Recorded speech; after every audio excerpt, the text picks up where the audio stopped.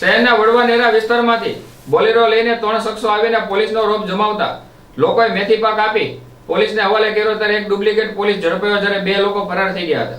ભાવનગર શહેરના વડવાનેરા વિસ્તારમાં ઈદના તહેવારને લઈને કેટલાક લોકો લાઇટ ડેકોરેશનનું કામ કરી રહ્યા હતા ત્યારે બોલેરો કારમાં આવેલા 3 ઈસમો તેઓ ડી ડિવિઝન પોલીસ સ્ટેશનમાં નોકરી કરે છે અને તમે અહીંયા કોના કહેવાથી લાઇટ ડેકોરેશન કરી રહ્યા છો તેમ કહી ગાળો આપી હતી।